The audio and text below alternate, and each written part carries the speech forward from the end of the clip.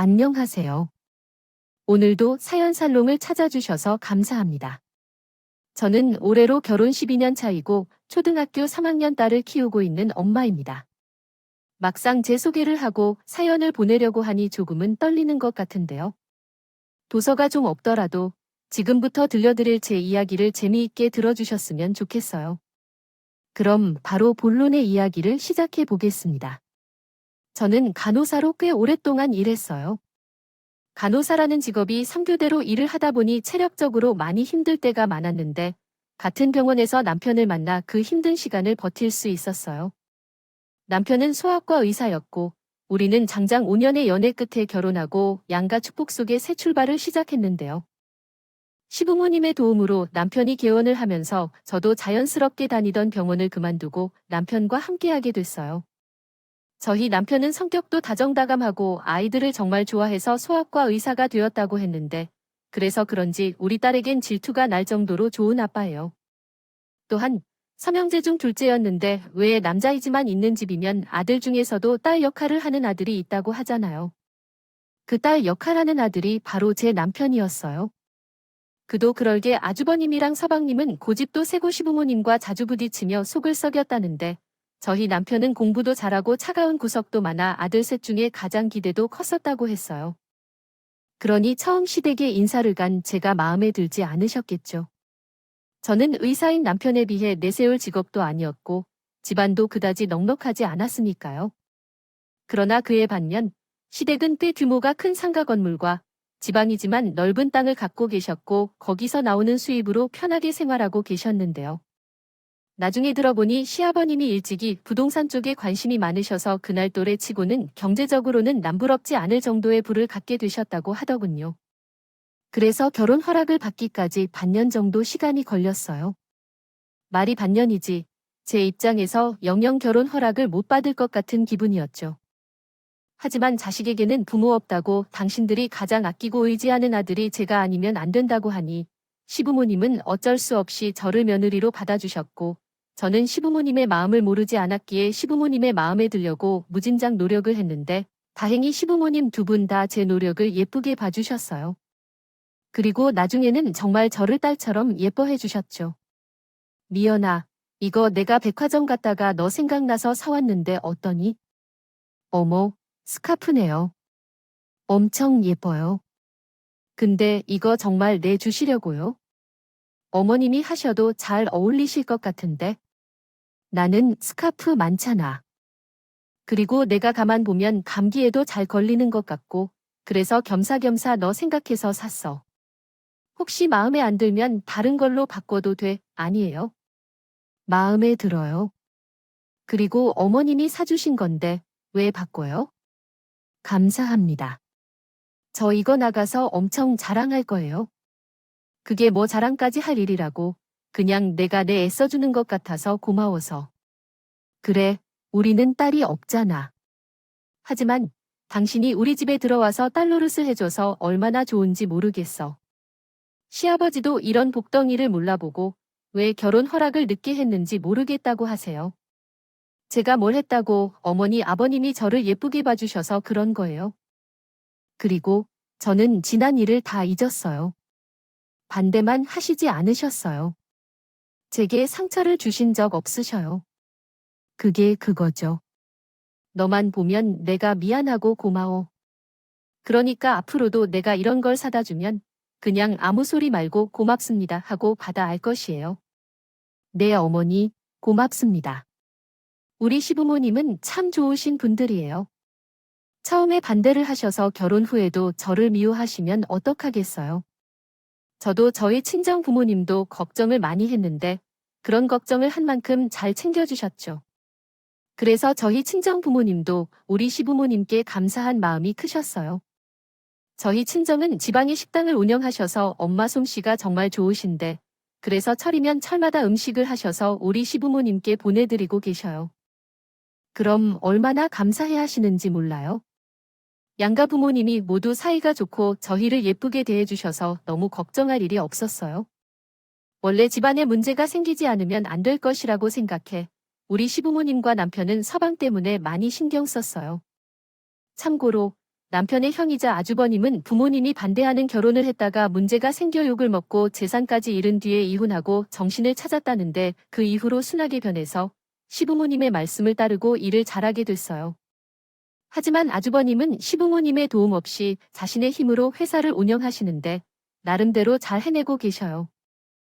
이렇게 딸한테도 잘해주시고 나도 혼자 계신 아주버님을 생각해 반찬도 가져다 드리고 영양제도 챙겨드리는 등 신경을 써드리고 있지만 문제는 한결같이 사고만 치고 다닌 서방이었어요.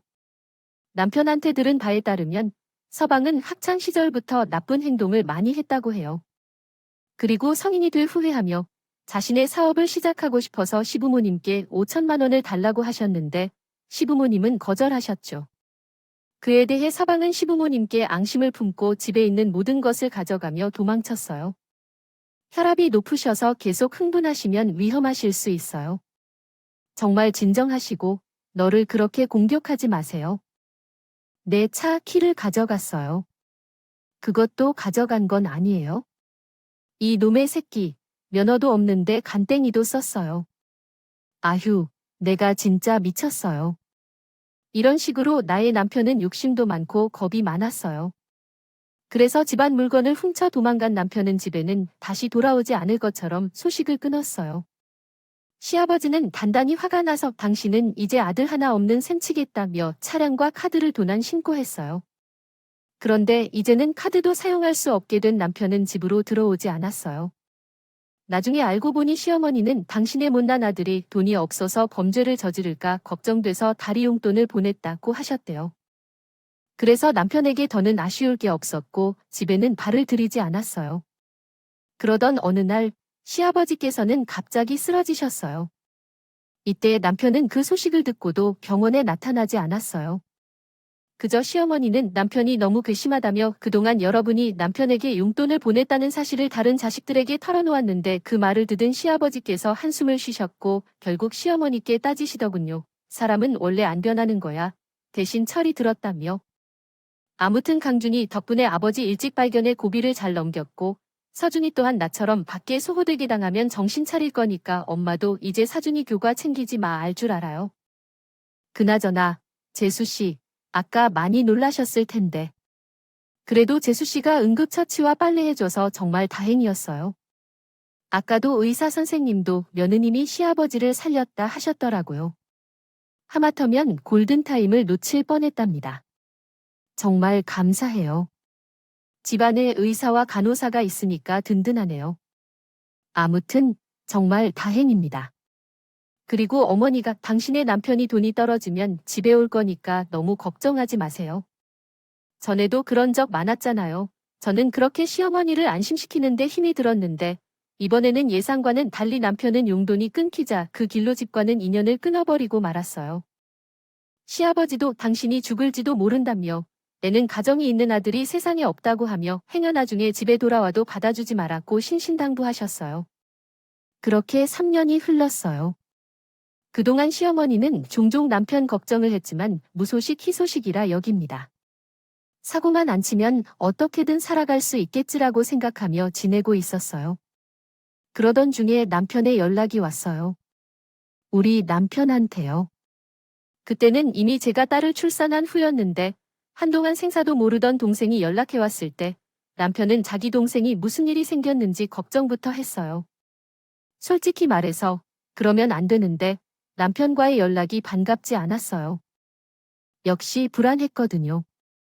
지금의 평화로운 일상이 깨져버리는 것만 같았거든요. 그리고 그런 채로 예감이 틀릴 거라고는 생각이 들지 않았죠. 남편에게 전화한 남편은 무슨 다단계 사업을 했었던 것 같아.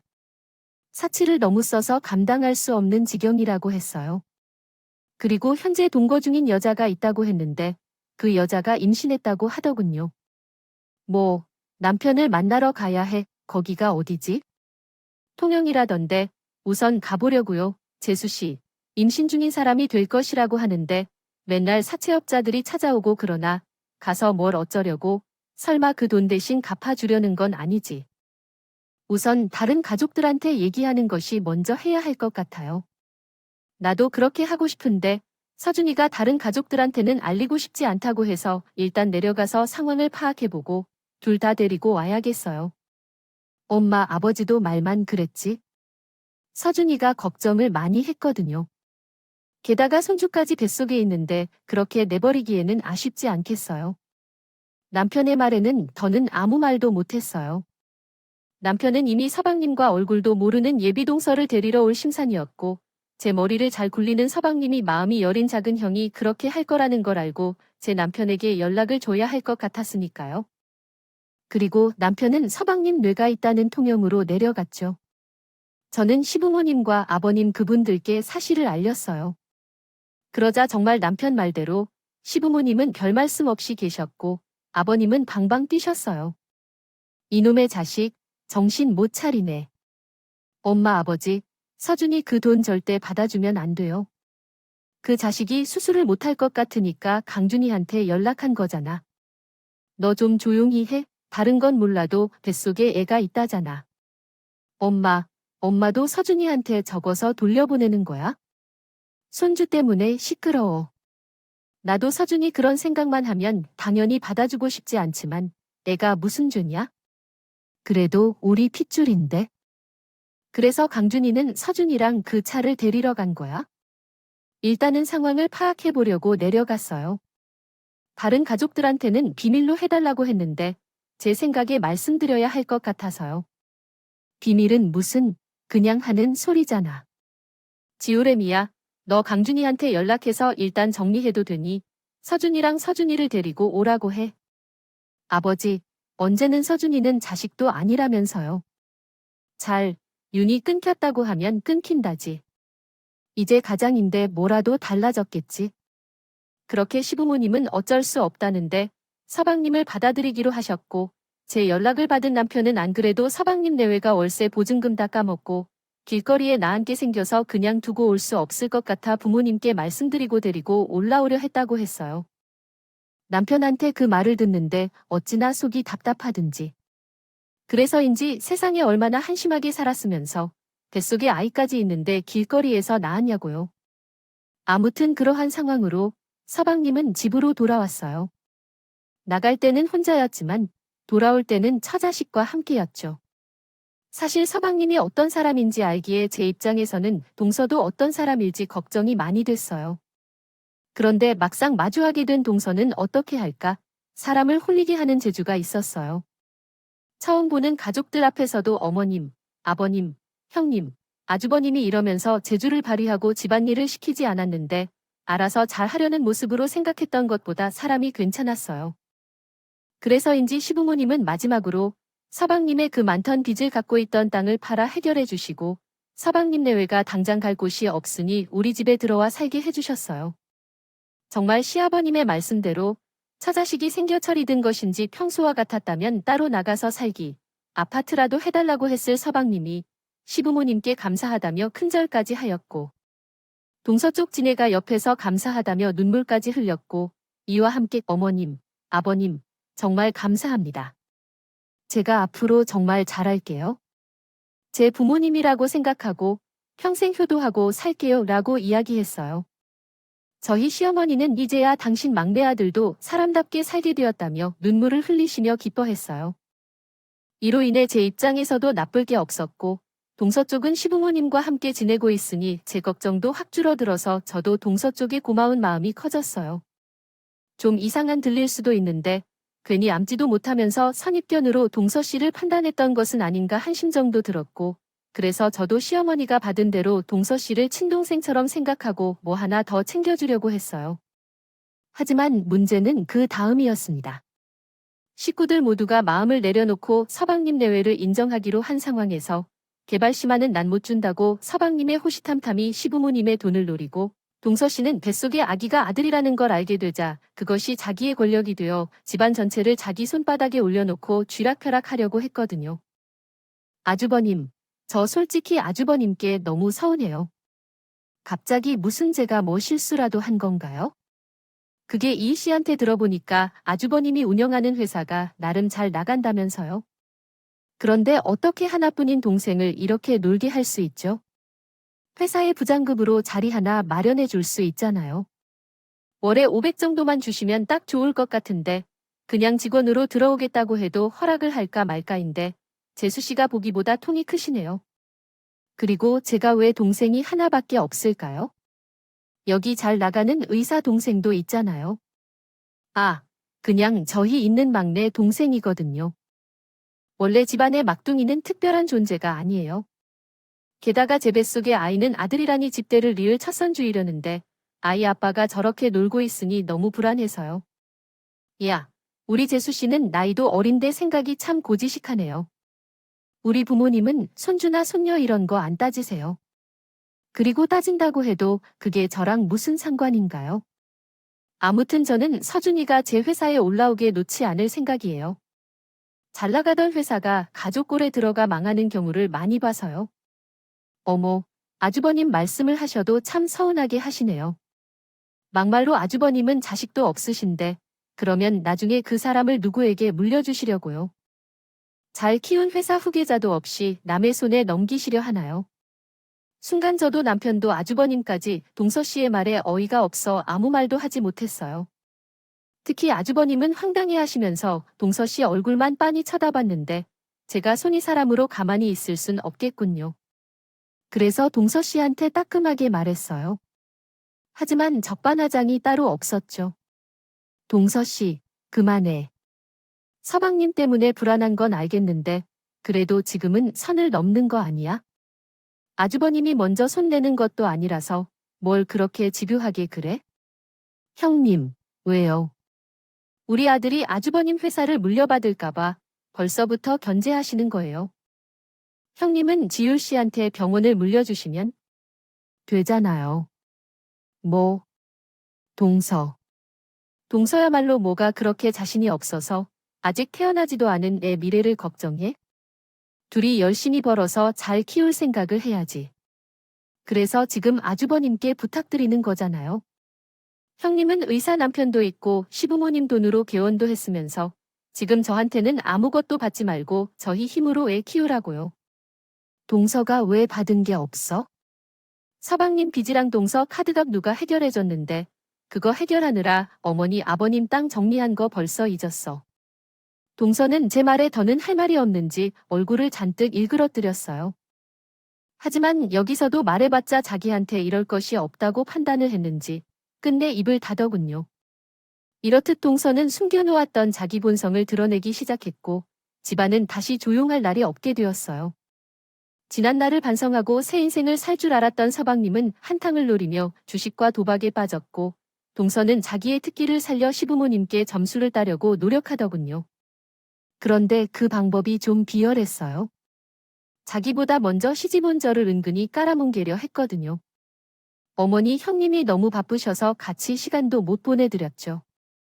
그런데 이렇게 애까지 맡기고 어머님 너무 힘드실 것 같아요.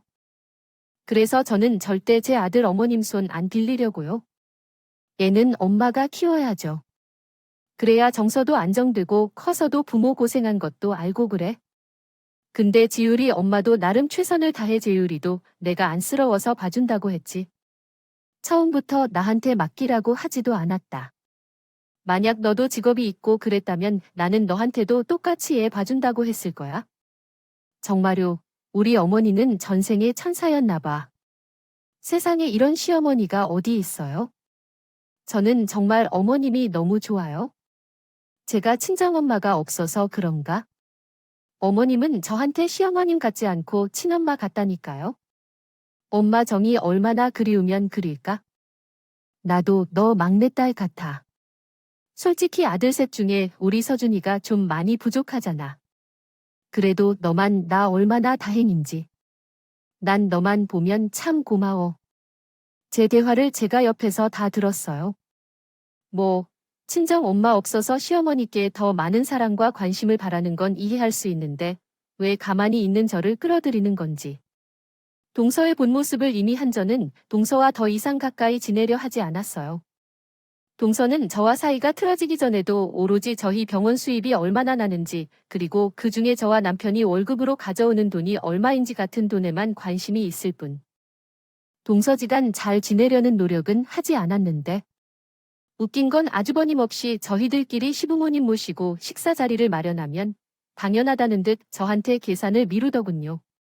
물론 형이고 제가 손해이니 저희가 계산하는 걸 못마땅하게 생각한 적은 없었어요. 하지만 너무 입을 싹 닫고 잘 먹었다는 말도 하지 않으니 얄밉더라고요. 게다가 자기네들은 처음부터 돈 낼 생각도 없으면서 무조건 비싼 것들만 주문하려고 했는데 그 행동 하나하나가 눈에 거슬렸어요. 서방님이랑 동서 좀 너무하지 않아?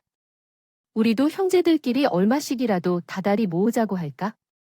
그럼 그 돈으로 어머니 아버님 모시고 여행도 다니고 동서 아기 낳으면 가족 사진도 찍을. 좋은 생각이긴 하지만 서준이는 지금 고정 월급이 없어.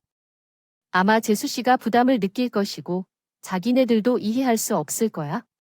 그냥 마음씨 넓은 우리 와이프가 이해해 줄 수 있도록 너무 물러서야 해. 물론 내가 그것을 좋아하지만 때로는 아니라는 것도 이해해 줬으면 좋겠어. 아주버님께서는 딱딱하게 말씀하셨잖아. 둘이 반반씩 섞어 놓으면 좋을 것 같아. 그래도 재수 씨는 우리 부모님께는 잘 해주고 있어. 그것만 생각하면 고마울 텐데. 남편은 이해해달라는 얘기만 하는구나. 언제나 중립을 유지하려 했고 남편의 말에 따라서 동서가 시부모님께는 잘하려고 노력하니 나도 그 점을 높게 평가하고 싶었어. 나 또한 그 미덕을 배우려는 사람이니까. 그런데 동서는 점점 교묘해지며 시부모님을 이용하기 시작했고 내 눈에는 시부모님은 그저 동서가 임신 중이라서 배려해주고 있는 것 같은데 동서는 자신의 아이가 유일한 손주로서 자신에게 잘 해줄 것으로 생각하고 있어.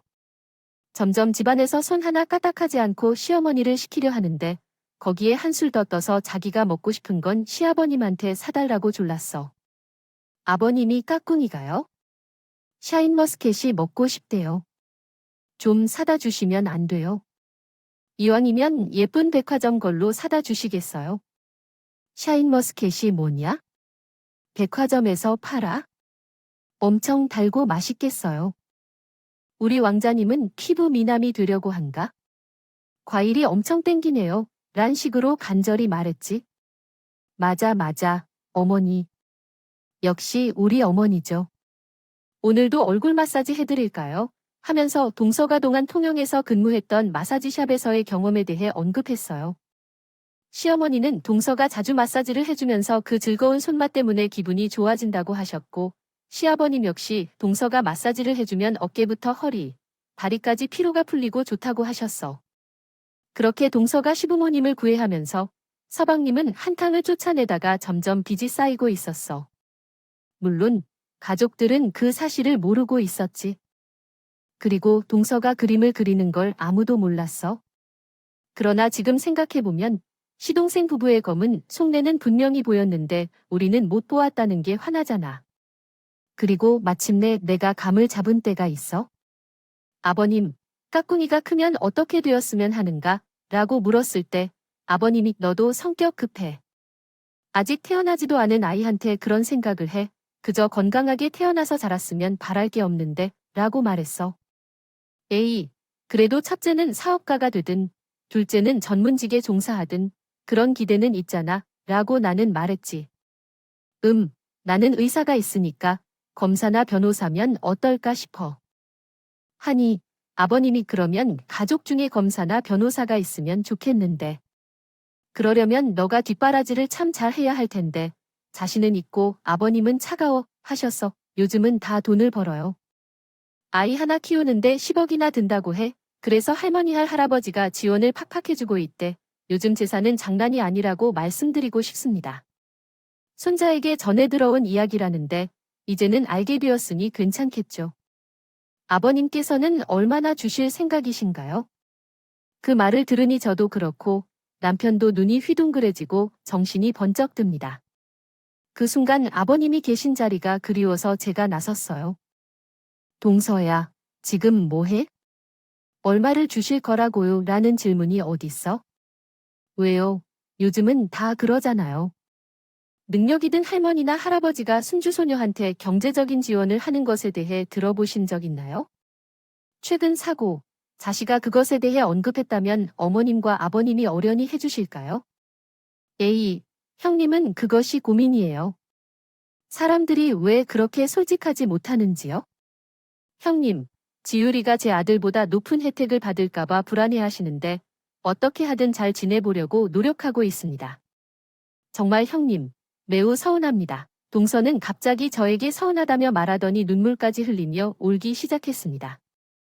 그 모습을 지켜보던 서방님이 호들갑을 떨며 동사를 바꾸라고 요청했고 급기야 동서는 배가 뭉치는 듯해 서방님께 매달리기 시작했어요. 누가 보면 출산이 임박한 줄 알겠죠.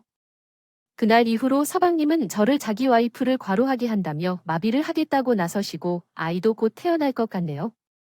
그래서 제게 학군 좋은 아파트를 사달라고 시도부모님께 자신있게 요청했어요. 시어머니께서는 그러한 일은 계획해봐야 할 문제지. 무슨 학군을 따져서 아파트를 산다고 하는 거야? 라며 서방님을 경계하셨고 그러자 서방님이 이후에 저가 자리를 잡는 동안 월 300만 원만 사용하는 것을 제안했다고 합니다. 처음에는 이렇게 말하느냐며 시어머니에게 되물었지만 시어머니는 자신이 거짓말을 하는 거냐며 한숨을 쉬셨고 저가 달래드리며 서방님의 마음을 이해하는 것을 도왔습니다. 서방님이 조급해하다 보니 그러는 말이겠죠. 아이가 태어나면 서방님과 동서는 아버님께는 이렇게 얄팍한 말을 하지 않을 것 같아요. 그들도 아무리 알아도 그것이 통하지 않는 걸 알거든요. 어떤 때는 동준이가 가장 현명하게 행동한 것 같아요. 맞아요. 가끔은 지율이 아빠보다는 아버님이 더 좋은 남자가 될 것 같습니다. 어머니 또한 잘 중심있게 모습을 보여주시고 제가 지율 아빠가 아닌 동서가 더 나은 선택이라고 했는데 혹시 이혼을 당할 수도 있겠죠. 하지만 누굴든 나에게 거짓말 없이 능력으로 일하며 혼자서 잘 살아야지요. 그거 하나만은 저를 닮아서 기특한 일이네요. 그래도 당신이 아들 셋 중에서 가장 나아 보이길 바랍니다. 좋은 사람을 선택해야 한다는 것은 확실해. 네, 알겠습니다. 제일 좋은 사람이겠죠? 주셔서 감사해요. 근데 어머니 이제 기분 풀리셨나요? 그래, 너랑 이야기하다 보니까 언제 풀려졌는지 풀려졌다고. 고맙다. 어머님은 그렇게 홀가분한 얼굴로 자리를 일어나셨어요. 그리고 예전처럼 서방님께 얄짤없는 부모님의 모습을 보여줬는데요. 아무리 동사가 말과 행동으로 구와 삶으려고 해도 예전처럼 되는 것 같지 않자 황당하기도 했어요. 서방님은 저희 부부에게 도움의 손길을 내밀었어요. 작은 형이야, 난 요즘은 하루하루가 숨이 막히는 것 같아. 나도 이럴 줄 알았으면 형처럼 공부 열심히 할 걸. 이건 뭐야? 대화가 안 나오면 취직도 못해. 못하는 게 어딨어? 내가 이것저것 따지니까 그렇지. 너 이제 애 아니야? 금방 애 아빠가 될 거야? 작은 일이라도 안정적으로 다녀야지. 나도 그러고 싶어. 근데 안 되는 게 어떻게 해? 그냥은 취직도 시켜주지 않아. 엄마 아빠는 이젠 돈도 안 준다고 하지. 이러다가는 애 낳아도 우리 셋이 굶어 죽을 것 같아. 지수가 오죽하면 맨날 온다니까. 인마, 너도 정신 좀 차려. 형이 오죽하면 그럴 거야. 내가 다른 데에서 잘하는 모습 보이면 형이 얼마든지 너한테 일하라고 할 거야. 큰 형이 무슨? 그러지 말고 작은 형에게 나 좀 도와줘. 나 많은 걸 바라는 게 아니야. 월 210만 원 좀 해줘라. 내가 취직하면 제일 먼저 형한테 갚을게. 뭐? 월 입었는데 너 정말 정신 안 차려? 사람이 일도 안 하고 월 210만 원을 바란다는 게 말이 되는 소리야? 내가 그 모양이니까 재수 씨가 맨날 울지. 내가 남편 노릇을 잘해보라고. 재수 씨가 왜 그러겠어? 아이씨, 왜 이렇게 돼? 도와주기 싫으면 싫다고 해. 근데 형, 잘 생각해라. 형 병원이는 그 건물 아버지까지 해. 그럼 그걸 나중에 누가 물려받을 것 같아? 이러니 저러니 해도 지율이는 기집약하고 유산 상속받고 대일을 아들은 내 아들밖에 없어. 안 그래? 형이 이렇게 나오면 내가 그 건물에 그 병원 계속 둘 것 같아. 서방님, 그게 무슨 말이에요? 제가 너무 화가 나서 서방님께 소리를 쳤어요. 부부는 닮는다고 하더니 동서나 서방님이나 똑같은 사람들이더라고요. 그리고 제가 인상을 팍 쓰고 소리를 쳤잖아. 서방님은 슬금슬금 제 눈치를 보고 자리를 피했고 그러기를 며칠 후 서방님과 동서는 대형 사고를 치고 말았어요. 시부모님의 건물 등기 권리증과 인감도장은 물론이고 통장과 카드 그리고 시부모님이 필요한 일이 있어 떼어 놓은 인감증명서까지 어떻게 알고 몽땅 가지고 잠적한 거예요. 누가 봐도 건물을 어떻게 속셈이었죠. 이 사실을 알게 된 저를 비롯한 남편과 아주버님은 모습을 감춘 서방님 내외를 찾아다녔고 당연하게 전화 연결은 되지 않았는데 나중에 번호도 바꿔버렸는지 없는 번호라고 하더라고요. 하지만 어차피 대한민국 어디든 어딘가에 있을 거라고 생각해서 아주버님의 친구인 경찰분의 도움으로 저희는 3일 만에 서울의 모텔에서 서방님을 찾을 수 있었고 아주버님과 경찰 친구의 손에 두 사람은 시부모님 앞에 무릎을 꿇게 되었어요. 아니, 어릴 땐 그랬는데. 너는 왜 그 망할 버릇을 여전히 못 고쳤어? 왜 그 건물을 니들이 팔아서 가지려고? 아니, 내가 그렇게 부탁하는데 아무도 들어주지 않았잖아. 그리고 그 건물 어차피 우리 아들에게 물려줄 거 아니었어? 언제 돌아가실지도 모르는데 줄과 미리 주면 좋잖아. 우리가 자산도 좀 불려놓고 좋은 환경에 우리 장손도 키우고 그리고 설마 내가 그거 팔아서 혼자 다 갖겠어? 형들이랑 나눠 갖지 뭐야? 이제 와서 우리까지 한 통속 만드냐? 나는 그런 거 필요 없어. 그럼 아주버님은 빠지세요. 자기야. 그 건물 팔아서 7대 3 정도 나눠 가지면 되겠다. 동서, 미친 거야? 그 건물 주인이 누군데 누구 맘대로 팔고 7대 3으로 나눠. 그리고 어머니 아버님이 이렇게 정정하신데. 무슨 유산 타령이야? 왜요? 형님이 더 가져야 한다고 생각하세요. 왜요? 형님이라서요. 아들도 못 낳는 주제에 뭐? 동서는 그렇게 아들 가진 게 자랑이야? 그럼요, 자랑이죠. 형님도 싫으면 빠지시던가요? 난 형님처럼 내숭 떠는 스타일 정말 싫어. 동서는 자기 배를 어루만지며 저를 향해 인상을 팍 쓰고 고개까지 흔들었어요. 그러자 충격 속에 묵묵히 계실 시아버님이 조용히 하려면 소리를 치셨고 저는 결혼하고 시아버님이 그런 모습은 처음이었는데 평소에도 자기 아버지에게 불만이 많았던 서방님이 시아버님의 호통에도 그 입을 가만히 있지 않았어요. 아빠는 왜 나한테 그래? 이건 차별이지. 내가 왜 이렇게 삐뚤어졌는데 다 엄마랑 아빠가 형들만 예쁘게 하니까 그런 거잖아. 지금도 봐. 형들은 다 자리 잡고 사는데 나만이 모양이 꼴이야. 그리고 이 집안 대열 자식을 가진 것도 안 돼. 언제 제대로 된 대우라도 해줘 봤어? 지금이라도 나 제대로 된 대우 받고 싶어. 이 건물 팔기 싫으면 내 앞으로 해줘. 지금 같은 세상에 내가 취직을 어떻게 해? 여기서 나오는 임대료를 잘 살게 대신 엄마랑 아빠한테는 섭섭하지 않게 용돈 드릴 테니까. 그렇게 해줘. 집안에서도 돼. 이상한 꼭대기. 리모델링해서 살면 되겠더라. 이미 계획도 잡지 않았어. 거기 상가 세입자한테도 나가라고 말 다 해놨다고. 조만간 그 사람들이 엄마나 아빠한테 연락할 거니까 그럼. 갖고 계신 돈 중에서 보증금 빼줘. 뭐야? 너 지금 뚫린 입이라고 함부로 짓거릴래? 아니, 쟤 잘 내고 있는 사람한테 뭐 나가라고 했다고 내가 무슨 권리로? 화가 잔뜩 난 아주버님은 단숨에 서방님의 멱살을 잡으셨어요. 원래도 취미가 운동이신데 가뜩이나 마른 서방님은 너무 가볍게 두 다리가 들리더군요. 그러자 그래도 제 남편이라고 동서가 아주버님께 당장 내려놓으라고 난리를 치는데 급기야 아주버님의 팔을 개처럼 물었어요.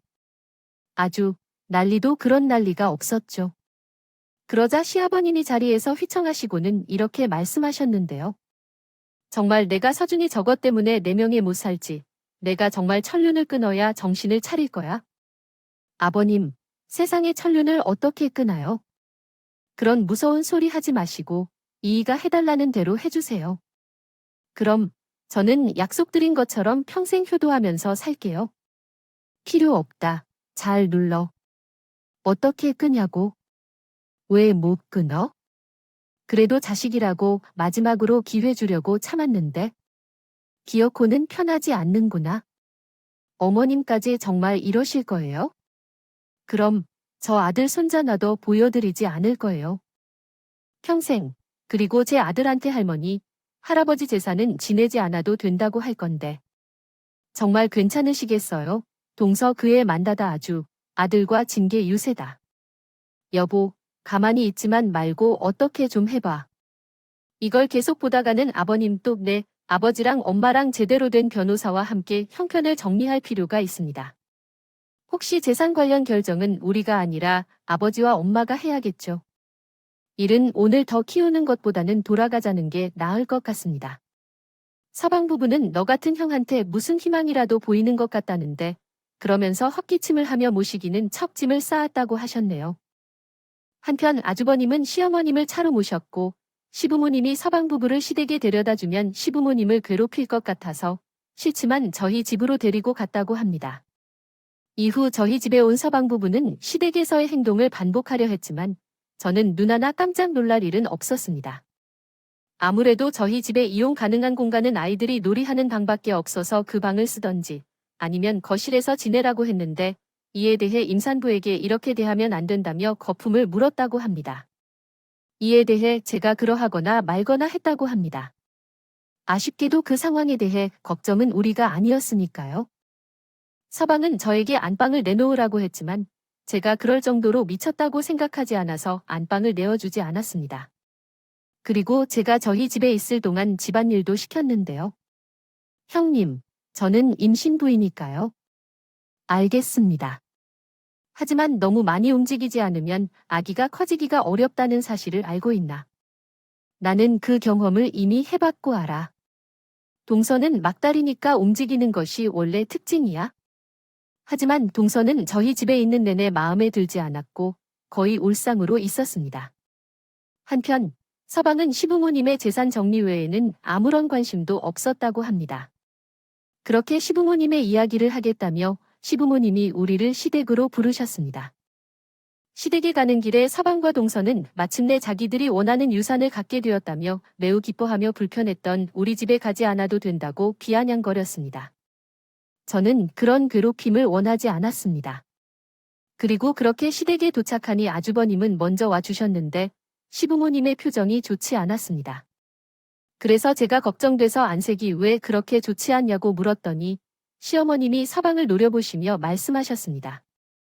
말 마라. 서준이는 일 끝에 자꾸 전화하느라 내가 제대로 자지 못했고 원형 탈모가 나왔어.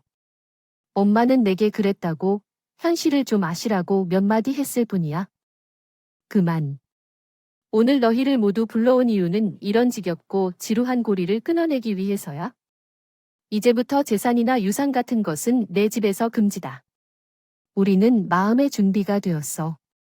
이이와 나는 나의 장손을 잘 기를 거야. 시아버님은 아직 아무 말씀도 하지 않으셨지만 동서는 이미 시부모님의 재산을 모두 가져간 것처럼 얘기했습니다. 그러자 서방이 고개를 끄덕이며 이해하고 있었습니다. 그 순간 시아버님이 일어나서 방으로 들어가셨다가 여행 가방 하나를 가지고 나와서 거실 바닥에 툭 던지셨습니다. 그리고 서준이에게 너 이거 가지고 너처럼 내 집에서 나가라 라고 말씀하셨죠. 아버님, 이게 무슨 뜻이에요?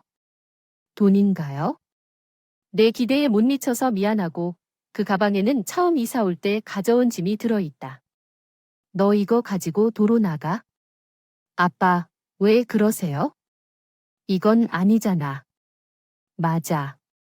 그럼 아들 수도 평생 못 보셔도 상관없으시다고요? 그래요. 우리는 너희들처럼 상관없어. 부모를 조롱하는 사람들에 대해 나 혼자 있는 닮았다는 보장이 없어. 그리고 말끔하게 아들 손주은 누나인데 내가 니들한테 아들 손주를 잘해준 줄이라서 나는 필요 없어. 평생 안 보여줘도 돼. 아니, 우리 남부란다. 어머니가 나한테 이러시면 어떻게 해요? 이제 좀 있으면 금방 얘기 나오는데 저희 정말 이대로 쫓아내시는 거예요? 땡전 책임도 없이 어머니 잘못했어요. 저희들은 어디로 가라고요? 이제 와서 그런 말이 다 무슨 소용이니? 여보. 그래. 갈 때는 가더라도 이건 보고 가라.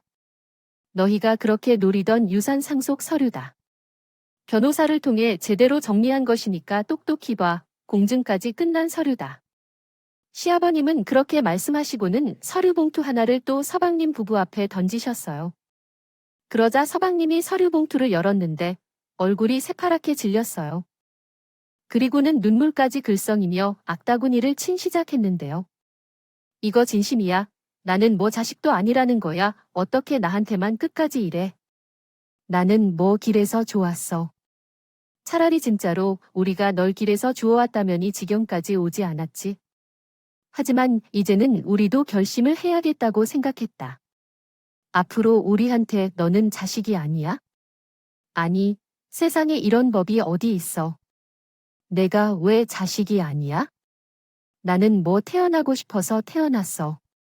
자기들이 좋아서 낳아놓고 이러는 법이 어딨냐고. 이건 무효야. 다시 써. 나랑 우리 아들한테 유산을 물려주겠다고 다시 써라. 아니, 같은 부모가 나와서 똑같은 환경에서 키웠는데 어째 너만 그 모양이야. 내가 막내라고 너를 더 챙겼으면 챙겼지. 못해준 게 뭐가 있다고? 근데 넌 부모를 부모로 보지 않아. 나 지금 보면 우리가 널 버리기 전에 내가 먼저 우리를 돈으로 본 거 아니었어. 애당초 땅을 팔아서 니들 빚을 갚아주는 게 아니었지. 그저 철들었을 거라고 기대한 우리가 잘못이다. 그러니 이론권을 다 보는 거지 뭐. 언제 돌아가실지도 모르는데 유산을 미리 달라고. 왜 내 생각보다 우리가 오래 살까봐 그게 걱정이었냐? 불효 막 심한 놈들 데려와도 저랑 똑같은 걸 지적으로 데려와서는 그거 다 봤으면 얼른이 집에서 나가. 시어머님은 서방님과 동서에게 소리치며 온몸이 부들부들 떠셨어요. 저는 그런 시어머님이 쓰러지실까 안절부절하다 시어머님을 부축해드렸는데 그 문제의 유산 상속 관련 서류에는 이렇게 쓰여 있었어요. 병원이 있는 건물은 저와 저희 남편에게 물려주고 살고 계신 집은 아주버님에게 물려주신다. 그리고 두 분이 모두 돌아가시고 남은 통장의 돈은 저희 딸 학자에게 보태라고 쓰여 있었는데요. 그 어디에도 서방님과 동서, 그 아들 손자에 대한 언급은 없었어요.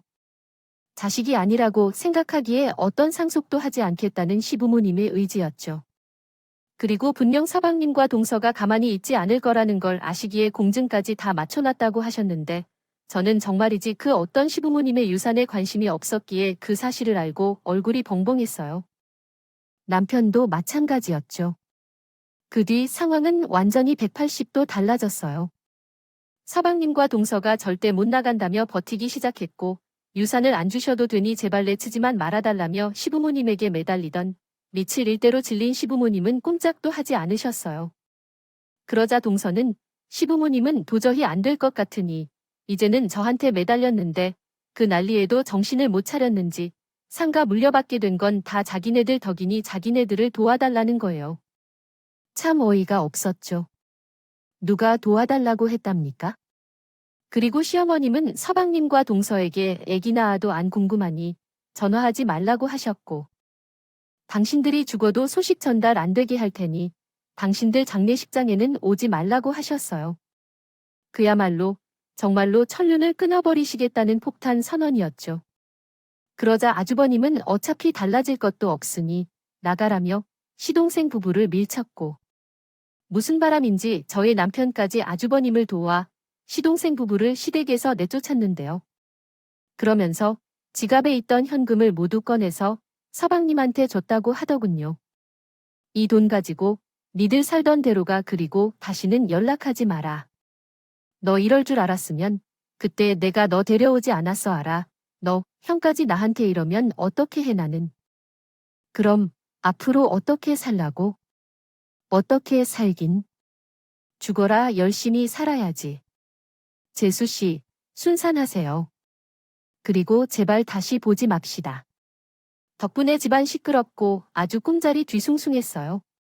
큰 아주버님, 서방님과 동서는 그렇게 저희 남편과 아주버님의 바짓가랑이를 붙잡고 늘어졌지만 달라지는 건 하나도 없었어요. 결국 저희 남편이 준 돈을 가지고 떨어지지 않는 발걸음을 옮겼죠. 솔직히 그 모습을 보는데 저는 좋지도 싫지도 않았어요. 얄미워서 통쾌하다는 생각이 들다가도 왜 저렇게 자기 목을 자기 발로 차서 저런 고생을 하나 마음이 썩 좋지 않더라고요. 게다가 뱃속의 아이는 아무 죄가 없잖아요. 그래서 어쩌면 저는 마음이 더 안 좋았던 것 같아요. 그 뒤 서방님 내외는 출산했다는 소식만 전했을 뿐, 그 어떤 연락도 하지 않고 있는데요. 남편은 오히려 연락이 오지 않는 지금이 더 낫다고 하네요. 솔직히 이제는 자기 동생이지만 달라질 희망이 보이지 않는 것 같다며 부모님 생각해서라도 서방님과는 연을 끊는 게 맞는 것 같다고 했어요. 아주버님은 말할 것도 없고요. 하지만 저는 시부모님의 결정은 그렇게 하셨어도 그 속이 얼마나 아프고 상하셨을지 모르지 않기에 그저 그 상황들이 안타깝기만 한데요. 부디 서방님과 동서가 이제는 자신들의 행동이 얼마나 잘못된 거였는지 깨닫고 지금이라도 이전과는 다른 올바른 인생을 살았으면 좋겠어요. 이렇게 되지 않았다면 태어난 조카까지 시끌벅적했을 저희 시댁이었을 텐데 그저 씁쓸하기만 합니다. 제 마음이 이런데 시부모님들의 마음은 오죽하실까요? 그리고 그 사건이 있고 난 후 아주버님은 혼자 살던 집을 정리하고 시댁으로 들어가셨어요. 말로는 집 물려받을 거라서 미리 들어왔다고 너스레를 떠셨지만 사실은 시부모님이 걱정돼서 그러셨겠죠. 저도 옆에서 많이 챙겨드리지만 이럴 때 보면 아주버님이야말로 츤데레 효자인 것 같아요. 저희 부부는 솔직히 아직은 건물에 대한 욕심도 없고 상속에 대한 실감도 나지 않는데 유산 늦게 받아도 되니까 부디 저희 시부모님이 오래오래 아프지 않고 저희와 함께 하셨으면 좋겠어요. 지금까지도 너무 많은 걸 시부모님께 받아서 이걸 다 갚으려면 시간이 아주 많이 필요할 것 같거든요. 아울러 마지막으로 세상 누구보다도 좋으신 우리 부모님께 하루라도 빨리 좋은 기억으로 돌아오시고 건강하고 밝은 모습으로 다시 만나고 싶다는 마음을 간절히 바랍니다. 제 이야기를 들어주셔서 대단히 감사합니다.